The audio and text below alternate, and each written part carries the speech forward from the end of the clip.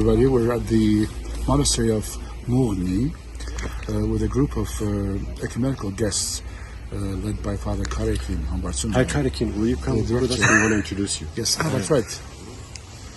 Together with Father Karekin Hambartsumyan is the Director of Ecumenical Affairs for the Holy See of Vechmiadzin, and he's leading this week a group of ecumenical representatives from the World Council of Churches. And he's a good friend of ours, and he represents our church very well. Welcome to Two Bishops. Thank you so much. I feel privileged, to be here with you. You are a forthcoming guest of our... We're introducing you now, but one day we want you to talk about your work. Stay tuned, as we say, for our next sessions with Father Karekin. But meanwhile, Mougni sub Kevork. Yes. Saint George is a great soldier saint of the universal church, really, but especially in the Christian East. And in Armenia, he's highly venerated and highly loved. Sure. We were told earlier that there are, dozens, if not hundreds, of Armenian churches dedicated to Saint George, who is seen as one who protects us, keeps evil away, primarily. It's very interesting. He's also the saint of England, by the way. Yeah. St. George, right? Yeah. The connection. We have actually someone here at this ecumenical meeting from England who is saying the same thing. In Armenia, we have relics of St. George. One of them is housed here in the church. We'll show you in a second. But it's his jaw. His jaw. Yeah, it's Now, this leads us to a whole cycle of questions about the body parts of the relics. In any case, these are sacred sites for Armenian people. Sure. We, far away in the United States, in Europe, I think we've lost that connection to the holy saints that really provide the foundation for the faith that we have. One thing I just learned today is the name of the monastery, Mougni. I thought it came from an Arabic or Turkish word, Mougni. But then the abbot told us today, as you heard also, you didn't know about it, right? No, I had no idea. I assumed that Mougni is a village. Appears it's as you know, it's a modification of the word Mougni, which means 1 mile. The relics of Saint Kevork, Saint George, were in the Saint Vahan Monastery, which is 1 mile from this point. And they were transferred, the relics, to this point, Mougni, 1 mile, and thus the name was modified to be called Mougni. Now I understand, and hopefully you understand why it's called Saint Mougni. So we invite our faithful. Let's take a walk. Should we take a walk to the church? Sure, let's do that. We'll go there. But also to come and visit us in Vechmiadzin, and then we'll bring them to all these places. Mougni. Please come and visit us. Let's go and see the relics. Let's go.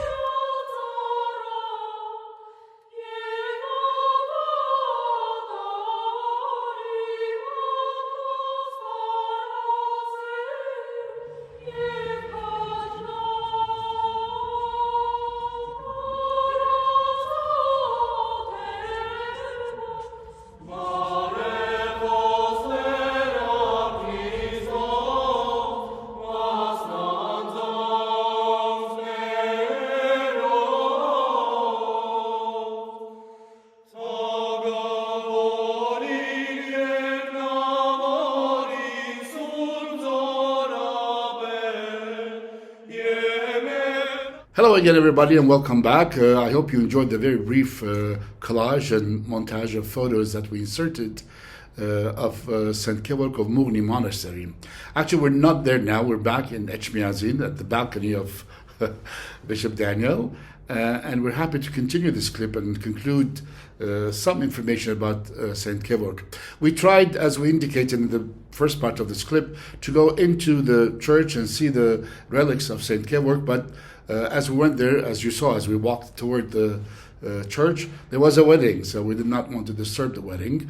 We went later on, obviously, with our friends, the members of the ecumenical committee, and they were very impressed. They loved the whole situation. It's like a gravesite, but it's actually the relics, few pieces of the remains of Saint Kevork or George, which is underneath the church, and that, as I understand, is an old tradition that ancient churches would build their altars on the relics of martyrs, and that church was named after that martyr. Or many examples of that in Armenia exist all over. Even nearby, St. Gaiane Church, St. Ripsime walking distance from here. Indeed. But suppose I'm going back to my earlier comment to you. So what is the association of the saint who, as Saint George, we know him, the patron saint of England, yet he is very popular in Armenia as well and other places. Yes. Who is this man anyway? What do we know about this man? It's a little bit of a problem because ironically, the world talks about Saint George. All of Christianity knows Saint George and venerates him, and yet historically we really don't know that much about him. What we know is that he lived in the very early 4th century, end of the 3rd century. We know that he lived in Cappadocia, which is today it would be sort of east central Turkey. This is an area that was always, until the time of the genocide, was inhabited by large Armenian population. And we know that he was a military man. He was a general.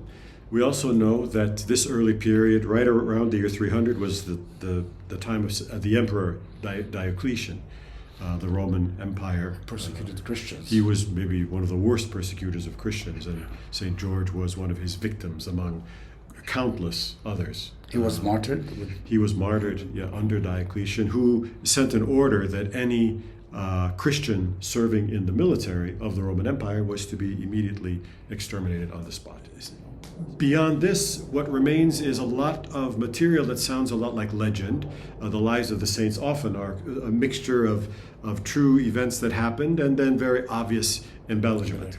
And sometimes when we read the lives of the saints as they've been passed down to us, it's a little bit strange to our ears. Sometimes people just write it off as nonsense or fantasy. That's a shame because there's actually very important historical information there. The one thing I guess the most famous episode concerning St. George is his slaying of the dragon. If you've seen an icon of St. George in any tradition, there's always this famous image of him riding on a horse, a military man, and with a spear, and he has this spear he's stabbing and destroying slaying the dragon, exactly.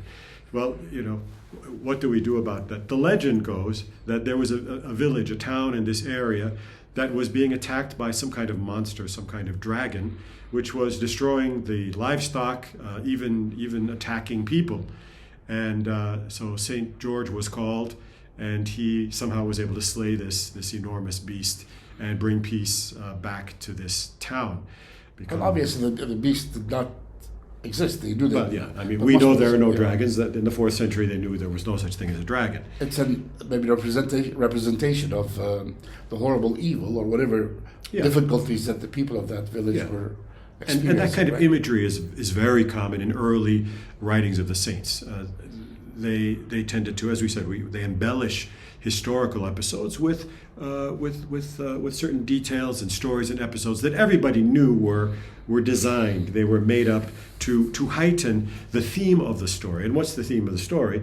It's the victory of good over evil. It's the victory of a Christian over presumably anyone else, those that are persecuting Christians.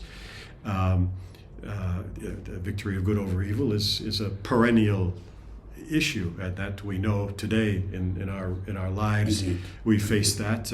We're here in Armenia now, and evil is not that many months ago for us. An aggressive enemy, attacking a little country that really is not a threat to anybody, among other things, because of the fact that we are Christian. So it's not, and we hear the stories here. We have friends and colleagues here who have relatives that were lost in that Artsakh war, and the stories they tell are horrible. And what we're hearing about the situation in the Middle East and Palestine and Israel, there are many events in our lifespan in the past 40, 50 years where I can really depict the evil that people experience as a dragon trying to devour their lives and their... It's not a big jump from, a horrible situation to representing this somehow as some unimaginable physical force. I was going to say, the hymn, as we present the... That was photos, the hymn for St. George. As you know, it's the hymn of St. George, but in which St. Sarkis is mentioned also. Correct, yeah. So the two are kind of... Yeah, St. Sarkis, Sergius, is our version. He's our example of St. Vartan is another one. Indeed. And there are a number of others as well.